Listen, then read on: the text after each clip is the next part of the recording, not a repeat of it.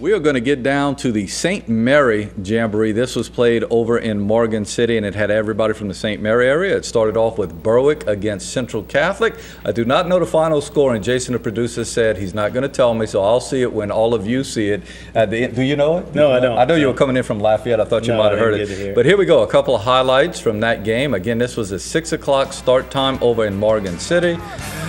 Number 15, Jim Shelby runs the ball for Berwick. He's hauled down by number 4, Lamar Grogan.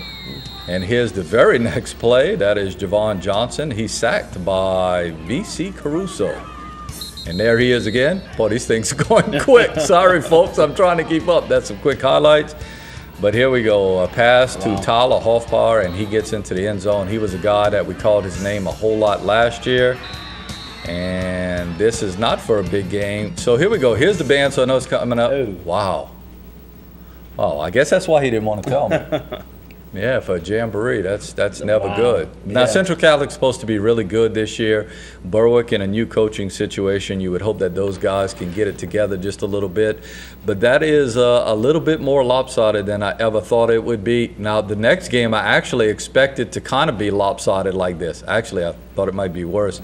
If you don't know, folks, Patterson has 3 young men on that team who have already signed D1 scholarships. I say signed, you committed. D1. 2 of them to the Southeastern Conference, one to Vanderbilt, the other to Florida, and then one to Houston, which is a pretty good football school. And these guys can play. One of my favorite guys, Jedrick DeCluet, is a good baseball player also. So let's get out. We only got a few highlights from this game, but we'll take a look at it. This is Franklin against Patterson. That is Franklin with the white jerseys, and that's the Franklin quarterback running for his life and throwing an interception. So Patterson comes up with the ball. Here we go, number 23, Trevon Stewart runs the ball for good yardage. I would say it's good yardage. He almost gets into the end zone. He's one of those young men that is moving on. I think he is going to be going to Houston. He is the individual going to Houston. And here we go, nice pass out here from Justice Jones to Dondre Skinner for the touchdown. 34-0, so not quite as bad. They come up with the win, 34-0.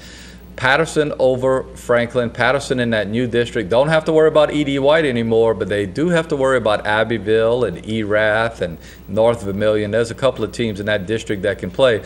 Unfortunately for Franklin and Berwick, they're in that district too, and it's going to be really, really tough for those guys. Unfortunately, we don't have anything on the Morgan City game as yet.